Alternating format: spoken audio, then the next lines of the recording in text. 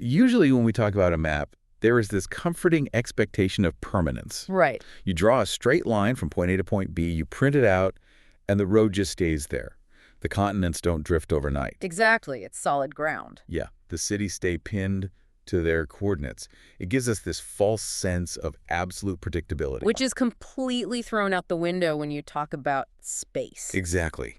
You step into the world of deep space exploration, and suddenly, that map isn't just moving. It is actively trying to throw you off. Oh, absolutely. I mean, point A, where you're starting, is the surface of the Earth spinning at roughly 1,000 miles an hour. Right. And point B, your destination, is a giant rock orbiting at over 2,000 miles an hour, 250,000 miles away. It is, it's constantly shifting its position in the dark void of space. It's the absolute definition of hitting a moving target while blindfolded. You're dealing with celestial mechanics, and that is a realm of physics where nothing ever stays still. No, not at all. The gravity wells are bending the path, the orbital velocities are just staggering, and there is zero margin for being even a fraction of a degree off course. And yet, somehow, we hit that target. We threaded that celestial needle. We really did. Welcome to the deep dive. We have built this deep dive specifically for you, taking a massive stack of sources and distilling them into the insights you actually need to understand what just happened. Because there is just so much to cover here. So much. Today is April 21st, 2026. We are recording this exactly 10 days after humanity safely returned from its first crewed trip to the moon in over half a century. It's genuinely a profound moment to take in. I mean, for so long, lunar exploration was a closed chapter in a history book. Yeah, just grainy film reels. Exactly, the grainy film reels of the 1960s and 70s. And now you wake up, and it's the morning news again. It's happening in high definition, right in front of us. To understand the sheer magnitude of what just occurred, we are pulling from an incredibly diverse stack of source material for you today. We've got a lot of ground to cover. We're looking at the official NASA mission logs, the historical archives, tracking the painfully slow development of the hardware, the highly technical engineering reports, which we will decode, I promise, We will try our best. and the cultural commentary that absolutely flooded the globe surrounding the Artemis II mission. Because a mission of this scale doesn't just exist in a vacuum. Literally and figuratively. Right. It operates inside a complex political, cultural, and engineering ecosystem. If you ignore those elements, you miss the actual story of why we go to space. And that is the core mission of this deep dive. We're going to unpack not just what happened during those 9 days, 1 hour, 32 minutes, and 15 seconds in space. We want to understand how we got there. Exactly. The incredible, frankly terrifying engineering hurdles that had to be overcome behind the scenes, and the profound cultural impact of finally sending human beings back into deep space. Okay, let's unpack this. I think to really appreciate the gravity of the achievement, we need to set the stage for that launch. You really have to visualize the sheer mechanical violence required to leave the planet. Picture it. It's April 1st, 2026. The time is 22.35 UTC, which translates to 6:35 p.m. local time on the Space Coast. We are at Launch Complex 39B at the Kennedy Space Center in Florida. The history baked into the concrete of this pad is immense. Oh, absolutely. This is the very same launch pad that hadn't seen a crewed launch since the space shuttle mission STS-116 back in 2006. Just incredible. The Florida sun is starting to get low, casting these long, dramatic shadows. And sitting on that pad is the Space Launch System rocket, the SLS. It is a towering, impossibly large machine venting cryogenic gases into the humid air. At the very top, essentially sitting on the tip of a control bomb, is the Orion spacecraft, which the crew named Integrity. And down at the base of that massive orange core stage, you have 4 RS-25 engines. Right. These are marvels of fluid dynamics. They are designed to channel liquid hydrogen and liquid oxygen into a combustion chamber to produce pure thrust. About 7 seconds before liftoff, those 4 engines roar to life. The acoustic shockwave alone is enough to shatter concrete if it wasn't mitigated by a massive water deluge system. Yeah, that water system is crucial. The onboard computers verify that the engines have reached full power and are stable. And then, at exactly T0, the twin solid rocket boosters strapped to the sides ignite. And here's the terrifying thing about solid rocket boosters. Tell me. Once you light them, there is no off switch. Wow. You cannot turn them off. You cannot throttle them down. It is a completely automated ascent from that second forward. Millions of pounds of thrust lift the Integrity spacecraft right off the pad, tearing through the atmosphere and into the history books. What's fascinating here is how easy it is for a casual observer to look at this launch profile and just see a modern repeat of Apollo 8. Yeah, I mean, back in 1968, Apollo 8 was also a crewed lunar flyby. It feels like the same template. But if we connect this to the bigger picture, Artemis II wasn't just a nostalgic replay. Right. This was a highly complex, modern validation flight test. They were testing the SLS rocket, the Orion capsule, and the European Service Module, which is the powerhouse of the spacecraft. It's specifically to pave the way for a sustained human presence in deep space. Exactly. This was the absolute prerequisite for Artemis III, which is the mission aimed at actually putting boots back on the lunar dust. But before we can even talk about the triumph of that launch, the smooth ascent and the zero-gravity milestones, we really have to look at the turbulent decade of planning that got us there. Oh, the planning was a saga.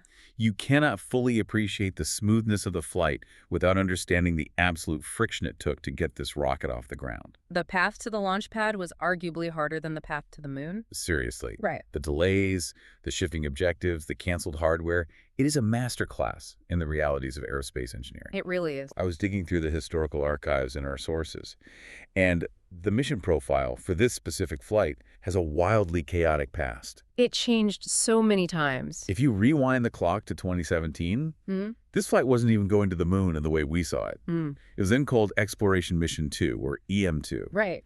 And the goal was to rendezvous with a captured asteroid. Yes, the asteroid redirect mission. It was an incredibly ambitious, perhaps overly optimistic concept. The plan was pure science fiction.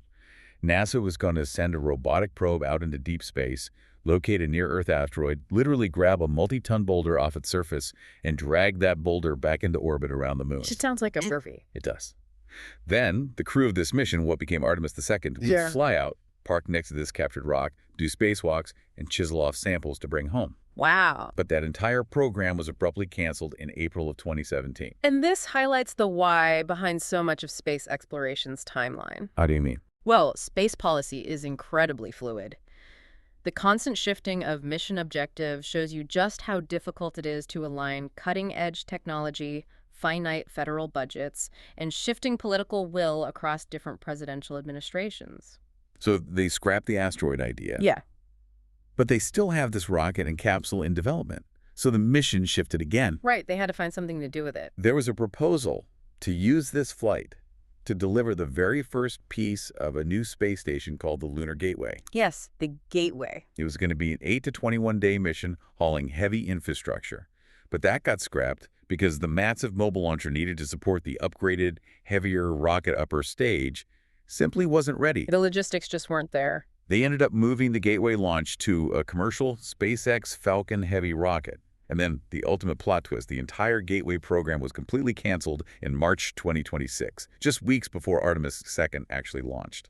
It sounds like institutional chaos, but eventually pivoting this mission back to an 8-day free return trajectory test flight was a necessary dose of reality. Yeah, that makes sense. You have to walk before you run. Before you try to build orbital outposts or land complex machinery on the surface, you must ensure fundamental safety. You have to prove the life support works. Exactly. You have to prove the heat shield holds. Let's talk about that heat shield, because even after they settled on this stripped-down, back-to-basics mission profile, the hardware itself fought them every single step of the way. It really did. Let's look at the elephant in the room. The AV coat, ablative heat shield drama. This was the defining engineering controversy of the mission. And to understand it, we need to understand what an ablative heat shield is designed to do. So a little context for you. Yeah. After the uncrewed Artemis I mission flew around the moon in November 2022 and came back to Earth, engineers recovered the capsule. Right. They analyzed it and found entirely unexpected damage on its underside. They referred to it in the reports as char loss. Which is a very clinical term for a scary problem. Very clinical. The heat shield material eroded and flaked off way more than any of their supercomputers or wind tunnel models predicted. Yeah. And the images of this damaged shield didn't even become public until a NASA Office of Inspector General report was released in May 2024. It sent shockwaves through the aerospace community. I bet. When your primary mechanism for keeping a crew from incinerating at 24,000 miles per hour behaves unpredictably, you stop everything. And this is where I have to push back on the decision-making process, or at least voice what I'm sure a lot of people reading those reports were thinking. Sure, go ahead. If NASA found unexpected, unmodeled damage on the Artemis heat shield, why in the world didn't they just build a brand new, redesigned heat shield for Artemis II? That's a fair question. I mean, strapping 4 human beings into a capsule equipped with a heat shield material that behaved unpredictably, it sounds exactly like deciding to drive a car with bad brakes down a mountain, just because you don't want to wait for the mechanic to order new parts. I completely understand that perspective. It feels counterintuitive to risk tolerance. But let's look at the underlying physics and the engineering reality here. Okay, let's hear it. The AV coat material on the bottom of the Orion capsule is ablative. That means it is literally designed to burn away. Right. As it chars and burns, the material carries the extreme thousands of degrees heat of atmospheric reentry away from the spacecraft. It sacrifices itself to protect the cabin. Right, but the issue was that it wasn't just smoothly melting away, correct? Exactly. What the forensic analysis of Artemis I found was a microscopic problem with massive macroscopic effects. Okay. The AV coat material is somewhat porous. During reentry, hot atmospheric gases were getting forced into the microscopic pores of the material. Oh, wow. Once inside, those gases rapidly expanded due to the extreme heat. This sudden internal pressure caused spalling. What is spalling exactly? Think of it like concrete popping and cracking when it is exposed to an intense fire. Yeah. Instead of the heat shield material vaporizing in a smooth, predictable aerodynamic layer, localized chunks of it were physically fracturing and falling off faster than intended. So it was shedding chunks like a shedding snake, rather than melting like an ice cube. Yeah, that's a good way to put it. That sounds incredibly dangerous. Yeah. If too many chunks fall off, you expose the bare metal of the spacecraft to plasma. That is the exact fear. Now, to your question of why they didn't just manufacture a new heat shield time and structural margins, Ah, okay. to completely redesign, test, certify, and manufacture a fundamentally new heat shield architecture, you are looking at a multi-year delay. A huge delay. We are talking about pushing the Artemis II mission back perhaps into the late 2020s, losing massive momentum and billions of dollars. But SACE should trump schedule, right? Always. Which is why NASA established an independent review team in 2024. They x-rayed and analyzed every millimeter of the Artemis I capsule. And they concluded in December 2024 that despite the ugly spalling, the underlying titanium skeleton and the thermal structure of the Orion capsule remained totally intact. Wait, really? Yeah. The internal temperatures where the crew would be sitting stayed well within the safe design limits. So you're saying the shield worked, it just looked really ugly and terrifying while doing it? Essentially, yes. It retained enough structural and thermal margin to protect a crew, even with the unexpected flaking. Okay, that makes me feel a little better. But NASA didn't just cross their fingers and ignore the problem. Instead of replacing the physical hardware which was already mated to the spacecraft, they modified the physics of the return journey. They changed the trajectory. They changed the trajectory. This is the part I found absolutely fascinating in the engineering logs. The original plan for bringing the crew home was something called a skip reentry. Right. A skip reentry is a phenomenal piece of orbital mechanics. How does it work? The spacecraft plunges into the upper atmosphere at Mach 32. It uses the aerodynamic lift generated by the shape of the capsule to literally bounce or skip back out of the atmosphere slightly. Like skipping a stone in a pond. Very much like how a car hydroplanes over a deep puddle of water if you hit it too fast. It skips back up into the vacuum of space briefly to cool off and then plunges back in for the final descent. It bleeds off speed in stages. Exactly. It is great for pinpointing your exact landing spot in the ocean, and it dissipates the kinetic energy over a longer period, making the G-forces a bit easier on the crew. But because of the heat shield flaking, they completely scrapped that hydroplaning skip maneuver. They had to. The skip reentry exposes the heat shield to a longer duration of heat. Oh, I see. By changing the flight software to execute a steeper direct descent angle for reentry, they drastically reduced the total amount of time the spacecraft spent surrounded by that searing plasma. I see. So instead of a long, drawn-out roasting on low heat, they opted for a very fast sear on high heat. That is a perfect culinary analogy. The peak temperatures at the very bottom of the shield might be marginally more intense for a few seconds, but the duration of the heating is much shorter. which limits the gas expansion. Exactly. Their computational fluid dynamics modeling and ground testing showed that this shorter duration would limit the time the hot gases had to seep into the pores and expand. It mathematically minimized the severe spalling, keeping the ablative wear well within the known safety margins. And ultimately, the buck stops at the top. In January 2026, the NASA administrator, Jared Isaacman, reviewed all of this mountain of data, met with outside aerospace experts, and gave the final, controversial go-to-fly with the existing heat shield. Right. They made the call that the modified trajectory solved the physics problem without needing a hardware swap. They were saving the completely redesigned heat shield for Artemis III. It is a calculated, deeply analyzed engineering risk assessment. This is fundamental to spaceflight.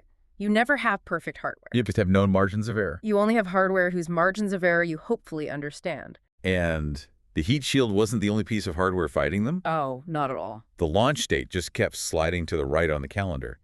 If you look at the historical documents from 2011, they honestly thought this rocket might fly in 2019. Which is wild to think about now. And then reality set in, and it was 2023. Then late 2024. Then September 2025. Spaceflight is notoriously hostile to arbitrary political schedules. No kidding. Yeah. Even just getting the rocket engines to work on the pad was an agonizing ordeal. Let's look at those 4 massive RS-25 engines at the bottom of the core stage. Yeah. These aren't new engines. These are literally leftover engines from the Space Shuttle program. Which is incredible. They have flown into space before. They have history baked into their metal. NASA had all 4 of them fully installed and integrated by September 2023 at the Michoud Assembly Facility in Louisiana. Right. But then, during a test, they found a leak in the oxygen valve hydraulics of one specific engine, designated E2063. And working on a fully integrated rocket core is a nightmare. You can't exactly just slide under it with a wrench and patch it with duct tape. No, it's a sterile, immensely complex plumbing system handling liquids that are hundreds of degrees below zero. Exactly. In April 2025, they realized the leak was unfixable on the vehicle.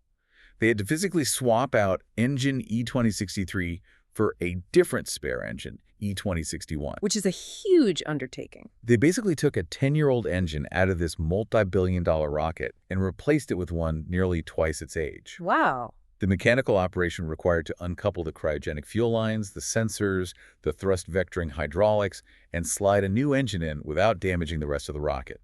It's a masterclass in precision engineering. And then even after they solved the engine swap, even as they finally got closer to the launch window in early 2026, the environment and the plumbing refused to cooperate. Oh, the early 2026 wet dress rehearsals. Those were rough. For those who don't know, a wet dress rehearsal is when they roll the entire rocket out to the pad and practice fueling it with millions of gallons of explosive liquid hydrogen and oxygen, counting down to T-minus 10 seconds, and then stopping. It's the ultimate practice run. They rolled the whole stack out in January 2026, but immediately got hit by a massive North American winter storm, forcing them to hunker down. Weather constraints are absolute. You cannot pump cryogenics in a severe storm. Then on February 2, they tried the countdown simulation again. But liquid hydrogen, which is the smallest molecule in the universe, finds a way to leak through microscopic gaps. It always does. A hydrogen leak popped up, plus a separate valve issue on the Orion crew module hatch itself. They scrubbed, fixed those, and did another test on February 19th, which actually went well. Finally, some good news. But then, reviewing the data 2 days later, they spotted a helium flow issue in the core stage. And helium is critical. It is used to purge the propellant lines and maintain pressure. If you can't flow helium properly, your rocket engines will be starved of fuel or potentially explode. So a helium issue means rolling the entire multi-million-pound, 322-foot-tall rocket all the way back to the massive vehicle assembly building on February 25 to literally take it apart and fix it. Which finally, agonizingly, pushed the launch to April. When you read through this timeline of cracked heat shields, swapped engines, and leaky microscopic molecules, you realize that getting the rocket to the launch pad is sometimes harder than getting the rocket to the moon. It really is a miracle of persistence. But they did get there. The engineering held. So now that we understand the incredibly complex machine and the absolute friction it took to get it ready, let's pivot. Let's talk about the crew. Let's look at the humans inside that machine. Let's talk about who was strapped into those seats on April 1st and how the world back on Earth reacted to them. The crew selection for Artemis II is incredibly significant. It is not just a roster of highly qualified pilots. It is a profound historical and political statement about the modern era of spaceflight. The records this specific crew shattered just by buckling in and leaving the launch pad are staggering. Let's look at the manifest. Okay. The commander was Reed Wiseman, a highly decorated NASA veteran embarking on his second spaceflight. Just by launching, he became the oldest person to ever travel beyond low Earth orbit. Which is amazing. The pilot was Victor Glover, also on his second flight, who made history as the first person of color to leave low Earth orbit. Yes. Mission Specialist 1 was Christina Koch, making her second flight, shattering the ultimate glass ceiling to become the first woman to travel beyond LEO. Huge milestone. And Mission Specialist 2 was Jeremy Hansen, representing the Canadian Space Agency. It was his very first space flight, and he became the first non-U.S. citizen in human history to travel around the moon. What is truly fascinating here is how this specific roster reflects a distinct and deliberate shift in global space policy. Oh, so? It tells a story of how the geopolitics of space have evolved over the last 50 years. I mean, the Apollo missions were strictly American. What changed the math here? If you look back at the Apollo era, it was defined entirely by a unilateral national race. It was a proxy war of ideologies. United States versus the Soviet Union. Exactly. The goal was to plant a flag and prove technological dominance. The Artemis program is fundamentally different in its DNA. Right. It is built on international coalitions, largely formalized through a legal and diplomatic framework called the Artemis Accords. Which is a series of agreements on how to behave peacefully and cooperatively in space. Precisely. So Jeremy Hansen being on this flight wasn't just a friendly, symbolic gesture to a neighbor. His seat was secured by a formal, binding 2020 treaty between the United States and Canada. Wow, a treaty. You see, Canada doesn't build heavy-lift rockets, but they provide absolute world-class robotics for the space program. Oh, like the Canadarm. Exactly. They built the robotic arms for the Space Shuttle and the International Space Station.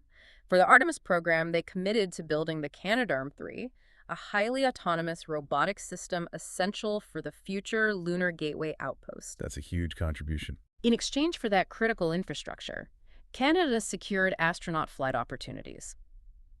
Hansen's presence proves that deep space exploration is no longer a solo national endeavor. It is a shared, integrated human enterprise. And humanity definitely felt that shared ownership. The cultural phenomenon surrounding this launch was massive. Oh, it was everywhere. It wasn't just aerospace nerds watching. It was everybody. NASA even officially coined a term for it on their social media, which trended globally, moonjoy. Moonjoy. They defined it as the feeling of intense happiness and excitement that only comes from witnessing a mission to the moon. It really was a moment of collective effervescence. You have to look at the demographics to understand the impact. What do you mean? Well, at the time of this launch in 2026, only about 1/4 of the global population was even alive to witness the last crewed lunar mission. Which was Apollo 17 in December of 1972. Exactly. For the vast, overwhelming majority of people breathing on Earth today, this was the very first time they were watching humans leave our planet's immediate neighborhood. That's a crazy statistic. It was entirely unprecedented in their lived experience. And the crew did a brilliant job of bringing everyone along for the ride. They were phenomenal communicators. One of the most endearing, relatable parts of the mission was their zero-gravity indicator. The plush toy tradition. Yes. For those unaware, it is a tradition to bring a small, soft toy on space flights.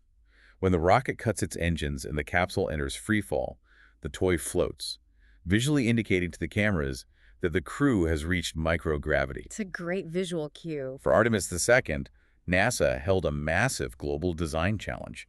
They received over 2,600 design submissions from kids across 50 different countries. Incredible. The winning design came from an 8-year-old boy from California named Lucas Ye. He designed a plushie named Rise. Inspired by the famous photo, right? Directly inspired by the Apollo 8 Earthrise photograph. The plushie is literally the moon, with little eyes, wearing the Earth as a baseball cap.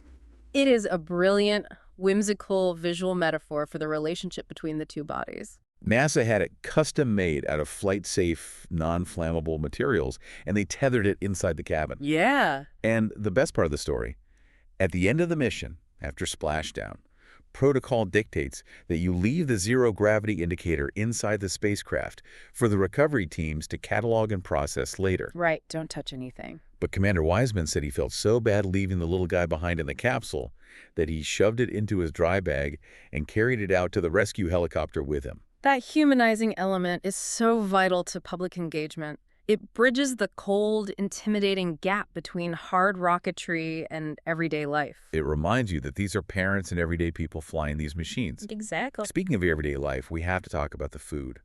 Because you're going to the moon, but you still have to eat 3 meals a day. You do. They had a briefcase-style food warmer and a specialized water dispenser for rehydrating freeze-dried meals.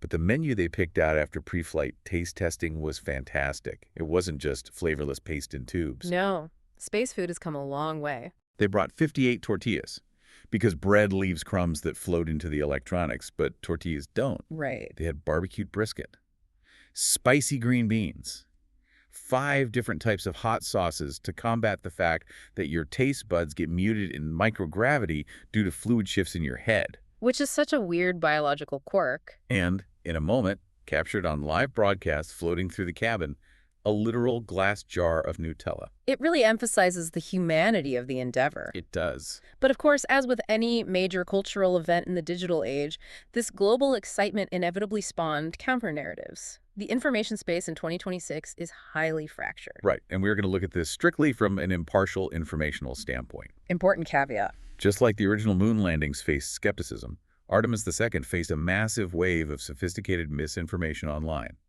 Social media platforms saw an immediate influx of AI-generated fake videos claiming to be leaked footage of the flyby. Yeah, those were everywhere. Or highly produced videos claiming the entire mission was fabricated in a soundstage, just updated for the modern era. The sheer volume of synthetic media made it difficult for the average person to discern the actual NASA feeds from the fabricated content. It's a real challenge. There was also a very widely circulated image of a brightly colored, almost psychedelic moon that millions of people falsely claimed was taken by the Artemis II crew during their flyby. Yes, I saw that image everywhere. It showed wild, vivid variations in color, deep blues, striking oranges. And scientifically, those colors are technically real. Wait, really? Yes, they represent iron and titanium deposits on the lunar surface that are usually too subtle for the human eye to see without heavy digital saturation. Wow, okay. The image went incredibly viral, with captions praising the Artemis crew's photography. But the reality is, it was actually taken by a Ukrainian amateur astrophotographer named Ildar Ibatollin back in August of 2025 from his backyard on Earth. He enhanced the saturation to highlight the minerals. It was a beautiful piece of art, but it had absolutely nothing to do with the Artemis mission. It is an interesting reflection of our current media ecosystem. We have incredible access to real-time telemetry, live data, and 4K video from a spacecraft hundreds of thousands of miles away, yet we also have this parallel ecosystem of fabricated or misattributed content. It creates a real fog of information. It does, but philosophically, this is exactly why the human element is so critical to exploration. How so? A machine can send back a string of ones and zeros that can be easily dismissed or manipulated, but a human being provides a different kind of truth. I see what you mean. NASA Associate Administrator Amit Kshatriya put it beautifully during the mission. He said, "If you can't take love to the stars, then what are we doing? That's why we send humans instead of robots sometimes. That's why we have that firsthand witness." I absolutely love that sentiment.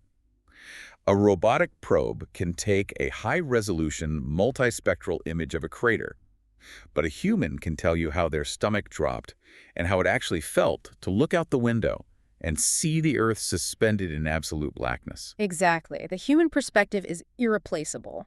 So we have the crew, we have complex rocket, and we understand the massive cultural moment happening on Earth. Now let's walk through the actual orbital mechanics of the first half of this 9-day journey. Let's get into the physics. Because, and this honestly surprised me when I was reviewing the flight logs, they didn't just point the rocket at the moon, hit the gas, and go. Yeah? It wasn't a straight shot. No, orbital mechanics dictate a much more complex, deliberate choreography. You're managing kinetic energy and gravitational potential energy. Right. After that violent launch on April 1st, they actually spent their first 24 hours just hanging around the Earth. Yep. The SLS core stage pushed them into space, but left them in a highly elliptical, egg-shaped orbit. Their apogee, which is the highest point of the orbit furthest from Earth, was 1,400 miles up. But their perigee, the lowest point of the orbit, was actually suborbital, The lowest point intersected with the Earth's atmosphere. Which is a brilliant inherent safety feature of the mission design. Really. How is dipping back into the atmosphere safe? Think about it. If the upper stage engine completely failed to ignite at that critical moment, the spacecraft wouldn't be stranded in orbit permanently. Oh, because they're already brushing the atmosphere. Because the perigee was inside the atmosphere, atmospheric drag would naturally pull the capsule back down, and it would re-enter and splash down safely without the crew needing to execute a complex abort burn. That is so smart. But the engine did work perfectly. They fired the interim cryogenic propulsion stage, or ICPS, to raise that perigee and circularize into a safe low Earth orbit. Right. And then a little while later, they fired that exact same upper stage engine again for 15 solid minutes to push their apogee incredibly far out, to 44,000 miles away from Earth. This maneuver put them into what we classify as a high Earth orbit. A high Earth orbit. It is a massive, sweeping ellipse. It takes a full 23.5 hours for the spacecraft to complete just one lap around the Earth in this specific orbit. Wow. Artemis II was the first crewed spacecraft in history to ever enter a high Earth orbit without immediately proceeding onward to the moon. And this is where I have a question. If I am NASA, the last thing I want to do is hover in Earth's gravitational neighborhood where orbital debris traffic is heavy and things can go wrong. I want to shoot straight for the objective. Why didn't they? Why hang around Earth for a full day? Because of the lineage of the hardware, the Apollo missions had already flown crewed missions in low Earth orbit, Apollo 7 and Apollo 9, to rigorously test the command and lunar modules before they ever aimed for the moon. Right, they had a track record. Artemis II was the very first time human beings were flying inside the Orion capsule. There was no prior low Earth orbit test flight with a crew. I see. Therefore, this 24-hour high Earth orbit phase was designed as the ultimate shakedown cruise. So they're pushing every button and testing every valve, while they are still close enough to easily limp home if something breaks. Exactly. If there was a critical failure in the carbon dioxide scrubbers, a drop in cabin pressure, or a glitch in the propulsion software, they were still gravitationally bound to Earth in a relatively tight loop. They could just come back down. They could abort the mission and be back in the ocean in a matter of hours. If you fire the engines for the translunar injection right away, you are committed. You are locked into a multi-day journey around the moon no matter what breaks. You cannot turn around halfway to the moon. And they really put the ship through its paces during that 24 hours. After that big burn to reach high Earth orbit, the Orion capsule physically separated from the ICPS upper stage rocket. Right. At this point, pilot Victor Glover took manual control of the spacecraft. Over the course of 70 minutes, he used the spent, empty ICPS rocket stage floating nearby as a visual target to practice proximity operations and manual docking maneuvers. He was flying a multi-ton spacecraft by hand in a vacuum. This wasn't just for practice. This was vital data collection for the subsequent missions, Artemis III and Artemis IV. For the landings. On those future missions, the Orion capsule will actually have to manually dock with the massive lunar Starship lander or the Lunar Gateway Station. Oh, wow. NASA needed empirical data on exactly how the Orion handles, how the thrusters respond in a vacuum, and what the visibility is like when flown by a human hand using the rotational hand controllers. And it wasn't just flying tests. They had to rigorously stress test the internal life support systems. The crew unpacked and set up this compact, cable-driven flywheel exercise device inside the cabin. The gym in space. Yeah. They didn't just casually jog. They did intense, sweat-inducing aerobic and resistance workouts. They wanted to make sure the environmental control and life support systems, the air scrubbers, could handle the sudden, massive spike in carbon dioxide and humidity generated by 4 adult humans sweating and breathing heavily in a confined space. Again, you desperately want to find out if the air scrubbers get overwhelmed before you are halfway across the cislunar void. Which perfectly transitions us to Flight Day 3. They have passed the shakedown tests, they're officially on their way to the moon, and they encounter one of the most relatable, humanizing, and frankly gross engineering emergencies of the whole trip. Oh no. The toilet crisis. It is rarely discussed in the heroic narratives of spaceflight, but plumbing in microgravity is undeniably one of the most complex engineering challenges we face. So the crew encounters an issue where urine is freezing solid inside the spacecraft's vent lines, meaning it cannot be ejected into space. Just a nightmare scenario. It's exactly like your plumbing pipes freezing in the dead of winter, causing a backup in your house. Except in this scenario, your house is floating in a lethal vacuum. And your plumber is mission control, sitting at a console 100,000 miles away. The underlying thermodynamics here are fascinating, actually. How so? The problem with venting any liquid into the vacuum of space is the sudden, violent change in pressure. The moment the liquid hits the absolute zero pressure of the vacuum, it instantly boils, it vaporizes. Yeah, it boils. I thought space was freezing. It is a paradox of physics that rapid vaporization absorbs an immense amount of heat, causing the remaining liquid to freeze almost simultaneously. Oh, wow. That's bizarre. If the vent line isn't perfectly uniformly heated along every inch of its length, the liquid hits a cold spot and clogs the line with a block of ice instantly. So how did they fix it? They couldn't exactly call a rotor-rooter or run a snake down the pipe. They are sealed inside a titanium can. It was an ingenious, incredibly practical fix devised by the engineers on the ground. Mission Control had the crew manually override and turn on all the localized vent heaters to maximum power. Okay, blast the heat. But the real stroke of genius was using the spacecraft's attitude control thrusters to physically rotate the entire Orion capsule. They spun the ship.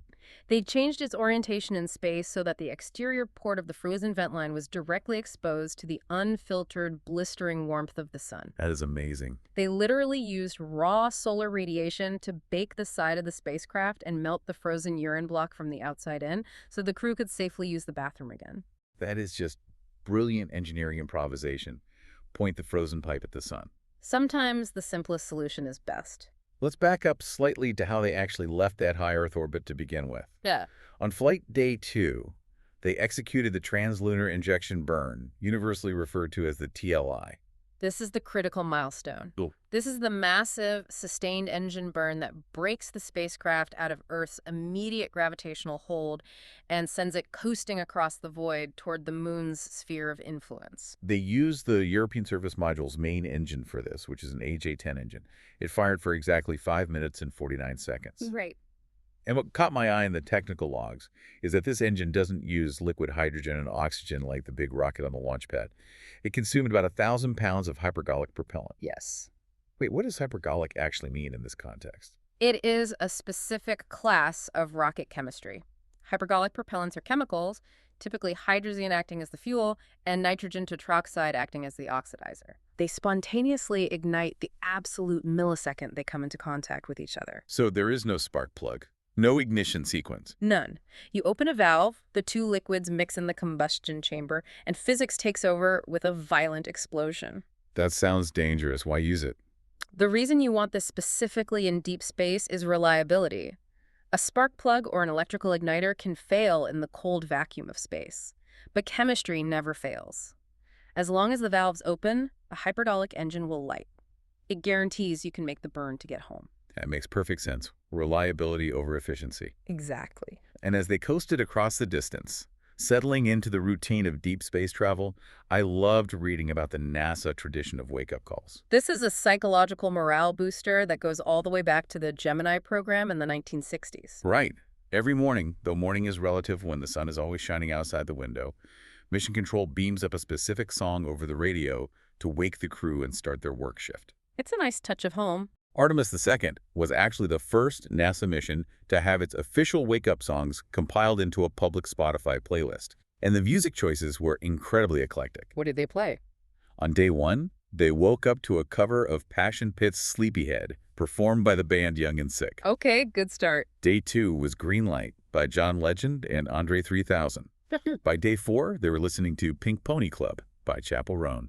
The cultural crossover is fascinating. I believe the streaming platforms noted massive instantaneous spikes in global streams for those specific tracks the moment NASA tweeted them out. Oh, absolutely. Yeah. CeeLo Green's song, Working Class Heroes, saw a ridiculous 1,700% increase in streams the day after it was played to the crew on day 5. That's the NASA bump for you. But the most impactful wake-up calls weren't just pop music.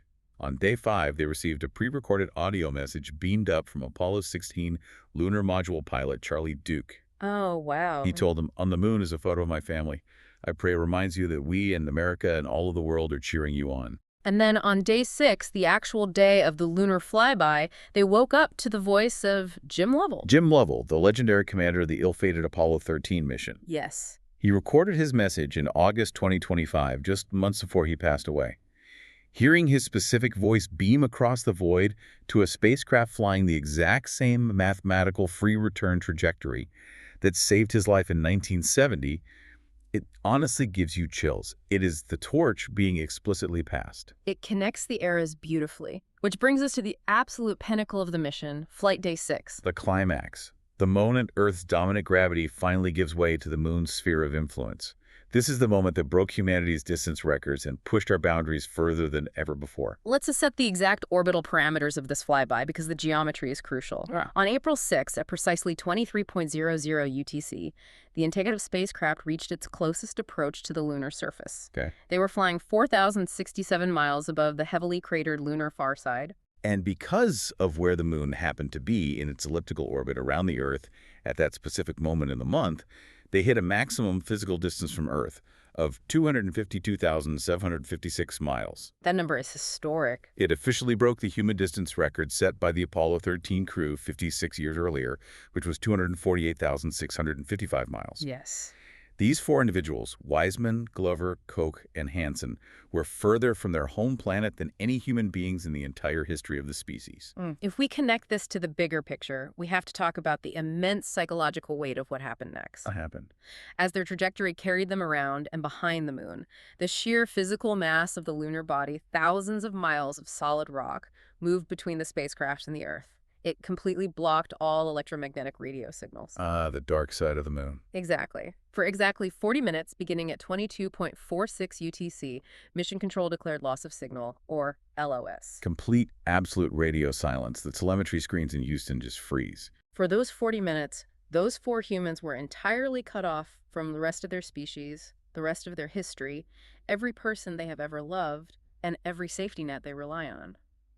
They were utterly alone in the cosmos, shielded by the bulk of the moon. I can't even imagine. The psychological magnitude of that isolation is difficult to overstate. You can compare it to Michael Collins orbiting alone during Apollo 11, but even he had a sense of the Earth waiting for him. Here, the sheer distance compounds the isolation. Yeah, you're 250,000 miles away. The human brain is not evolved to comprehend being 250,000 miles away from the biosphere that sustains it. And what a profoundly alien view they had during that isolation. The mission logs and crew debriefs describe the sights from the window, and the optical physics at play are mind-bending. What did they see? Shortly after they came out from behind the moon and reestablished the communications link, they witnessed a 57-minute-long solar eclipse, but viewed from deep space. To clarify the geometry of this is an eclipse where the moon is positioned exactly between the Orion spacecraft and the sun. Right. They put on protective eclipse glasses floated by the windows and watched the blazing disk of the sun get completely blocked out by the edge of the moon. That must have been breathtaking. And suddenly, because the blinding glare was removed, the solar corona, the wispy, superheated outer atmosphere of the sun, was vividly glowing around the black edges of the moon. Wow. And against that absolute darkness, they could see the planets, Venus, Mars, Saturn, Mercury, all shining brightly right next to the eclipsed sun. And they saw Earth shine. Earthshine. It is a beautiful phenomenon. Because the Earth is highly reflective due to its clouds and oceans, the sunlight bouncing off the Earth was acting like a giant mirror in the sky, casting enough pale blue light onto the dark, unlit side of the moon that the crew could clearly see the craters and mountains below them illuminated in Earthlight. And perhaps most remarkably from a scientific standpoint, they witnessed impact flashes with their naked eyes. Yes, they saw tiny, brilliant flashes of light on the dark portion of the lunar surface. Which is incredible. Those were tiny meteoroids slamming into the moon at hypervelocity. Because the moon has no atmosphere to burn up incoming space rocks, they hit the ground at tens of thousands of miles an hour, vaporizing rock and creating a brief flash of light. NASA actually had a coordinated citizen science project running back on Earth where amateur astronomers were looking for these exact same impact flashes through their telescopes on the Earth-facing side. That's right. So they could compare their temporal data with the crew's live descriptions. That's such a cool collaboration. It validates the scientific value of human observation in real time. A camera might capture the photon data, but a human observer can immediately contextualize spatial relationships and alert the ground to transient phenomena. And it was a deeply emotional flyby, too. It wasn't all just cold observation. Looking down at the rugged, ancient lunar surface, the crew radioed down a proposal to officially name two previously unnamed craters they were flying over. That's a great story. One crater they requested to name Integrity, honoring the name of their ship and the thousands of workers who built it, and the other they requested to name Carol. That was named after Commander Weissman's late wife, Carol, who tragically died of cancer in 2020. It is a moment that just anchors the whole massive, cold, mechanical endeavor into something deeply and tragically human. A memorial left in the permanent nomenclature of the moon. It's very moving. So after looping around the far side, the physics of the free return trajectory seamlessly slingshots them back toward Earth. Gravity does the heavy lifting. But the mission was not just about sightseeing and setting records. No, not at all. The return trip, days 7 through 10, was packed with crucial scientific experiments and a really tense, fiery re-entry. Right, because flying back down into the Earth's gravity well is just as complex, if not more so, than flying out. Day 7 featured what has to be the ultimate long-distance phone call in human history. The Artemis II crew, who were the humans furthest away from Earth, dialed in for a 15-minute direct audio call with the crew living on the International Space Station, who were in low Earth orbit just 250 miles up. You have humans floating in deep cislunar space talking directly to humans floating in near space. It perfectly highlights the growing infrastructure of humanity's continuous presence off-world. But Day 8 brought a bit of tension back into the cabin. A planned manual piloting test, where Weissman and Glover were supposed to take the stick again, was abruptly canceled by Houston. Okay. Mission controllers wanted to use that specific block of time to carefully monitor a small helium leak that had developed in the European service module. Ah, the helium leak. Now, this is where I want to interject, because anyone following space news in the 2020s has trauma regarding helium leaks. We saw Boeing's Starliner spacecraft get completely grounded and suffer massive reputational damage, precisely because of helium leaks in its propulsion system. It's a very famous issue. Why is helium always leaking? And how is it that NASA didn't hit the panic button here? Was the crew in imminent danger? This raises a very important point about how we as the public perceive risk in spaceflight and how engineers categorize it. We have to clearly delineate the difference between a catastrophic failure and a manageable engineering anomaly. Okay, let's break it down. First, why helium? Helium is a noble gas. It is completely inert, meaning it won't react or explode when it touches the highly volatile rocket fuels, and it remains a gas even at incredibly cold temperatures. Right. The spacecraft uses highly pressurized helium to push the liquid propellants through the plumbing and into the engine combustion chambers. It acts as the muscular force for the plumbing. Okay, so if you lose all your helium, you lose your muscle, you can't push fuel into the engines, and you lose the ability to steer or slow down. Precisely. That is the worst-case scenario. Helium atoms are notoriously tiny and slippery, which is why they find their way out of microscopic seal imperfections, hence Starliner's issues. That makes sense. However, the Orion service module is designed with massive redundancy. It has multiple isolated helium manifolds and significant margins of extra helium beyond what the mission profile actually requires. So it was leaking, but it wasn't a we're all going to die in the vacuum of space rate of leakage. Exactly. The telemetry showed the leak rate was entirely stable and well within the buffer margins. It did not affect the immediate mission safety for Artemis II. Oh, that's a relief. But the data they gathered by canceling the manual flight test and instead characterizing exactly how that leak behaved under the thermal stresses of deep space was critical. Oh, I see. They wanted to study it. It will directly inform how the engineers redesigned the valves and propulsion system seals for the Artemis III and IV service modules. In aerospace, you learn the most by observing how the anomalies behave in the real environment, not just in a vacuum chamber on Earth. And speaking of learning, let's look at the massive amount of secondary science payloads they had running in the background during this return trip. Because the ship itself was basically a flying multi-billion-dollar laboratory. They had several major, potentially paradigm-shifting experiments running simultaneously. One of the coolest was testing the Orion Artemis II optical communication system, known as O2O. This system completely ditches traditional radio waves. Lasers. Yes, it uses optical laser beams to send data from the spacecraft to specialized ground telescope stations in California and New Mexico. And it worked beautifully. They achieved downlink data rates of 260 megabits per second from deep space. To understand why this is revolutionary, you have to look at the physics of data transmission. For 60 years, we have used radio frequency, or RF, to talk to spacecraft. Right, like standard radio. But RF waves spread out over distance, meaning you lose signal strength, and the bandwidth is inherently limited. Laser communication uses near-infrared light, which packs the data into much tighter, higher frequency waves. Making it much faster. It requires much smaller, lighter antenna equipment on the spacecraft. It consumes less electrical power, and it vastly increases the bandwidth. But the targeting must be a nightmare. You are shooting a laser pointer at a telescope receiver on Earth from 250,000 miles away, and both the Earth and the spacecraft are moving.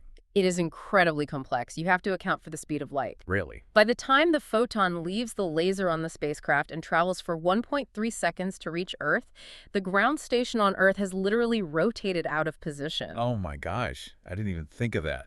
The targeting system has to constantly calculate where the Earth will be, not where it currently is, and point the laser into empty space, trusting the planet will rotate into the beam. That is mind-boggling. When you want to stream live, 4K, high-definition video of astronauts walking on the lunar surface during Artemis III, you absolutely need this optical laser technology. Radio won't cut it.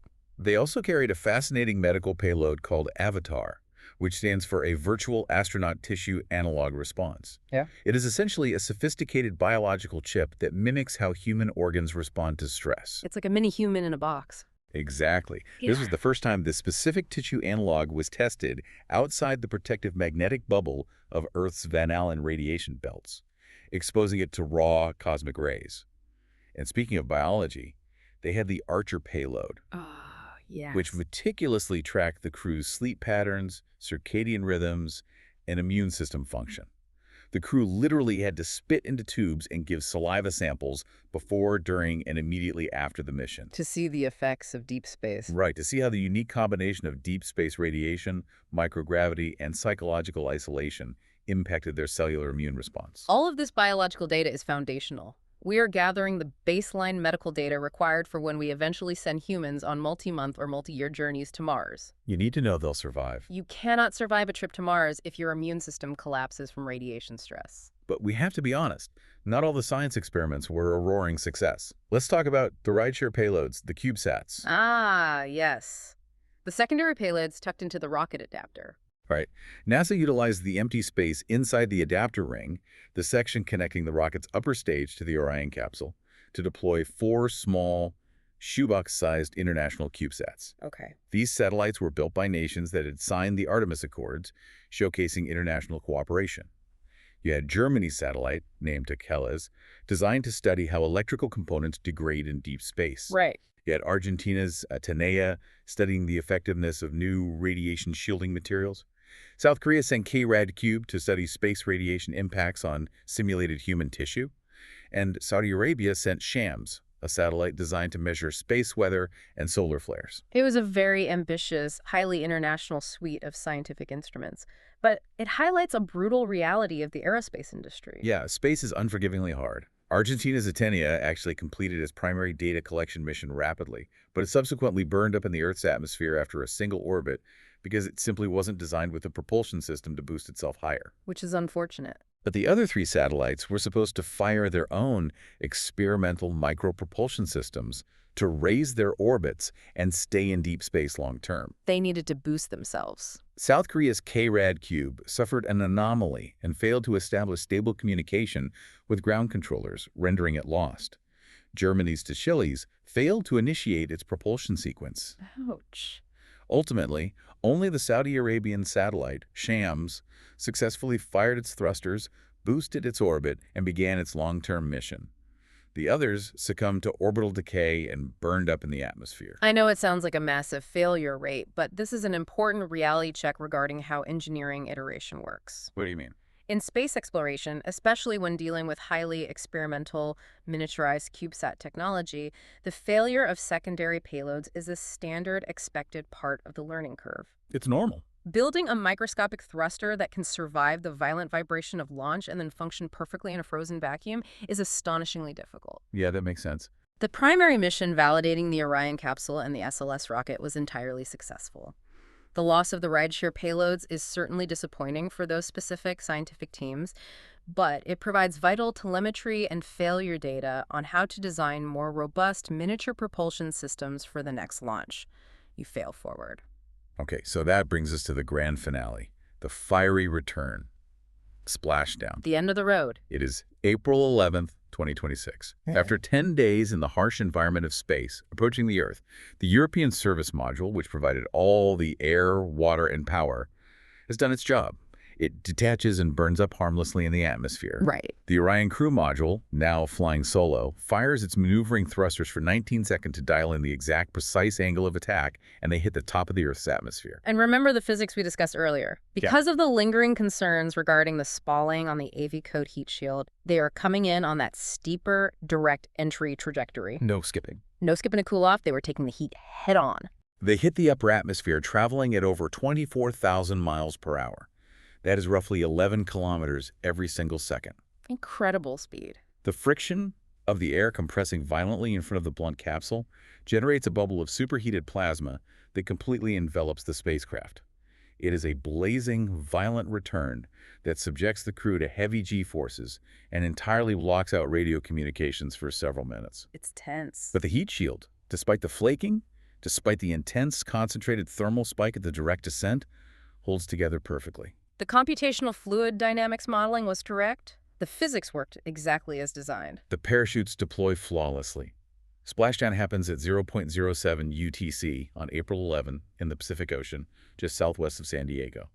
And waiting for them in the water was the United States Navy. Specifically, an amphibious transport dock ship named the USS John P. Murtha. Which represents a fascinating shift in recovery logistics. How so? This was the very first crewed NASA mission to be recovered by Navy ships since the Apollo-Soyuz test project way back in 1975. Wow, that long ago. During the space shuttle era, the orbiters landed on massive concrete runways like airplanes.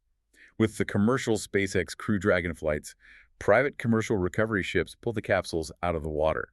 Artemis marks a triumphant return to classic, large-scale naval recovery operations. Though, to be fair, the recovery didn't start flawlessly. What happened? Right after the capsule bobbed to the surface, there was a localized communications glitch. The recovery teams on the small boats couldn't talk to the Orion capsule via radio, which meant they couldn't verify if the explosive bolts on the parachutes had fully saved. So they couldn't get close. So they couldn't safely approach the capsule immediately. They had to wait. Once comms were finally restored, highly trained Navy divers in rigid inflatable boats moved in. Okay, good. They attached a sea anchor to the capsule to stop it from bobbing wildly in the waves.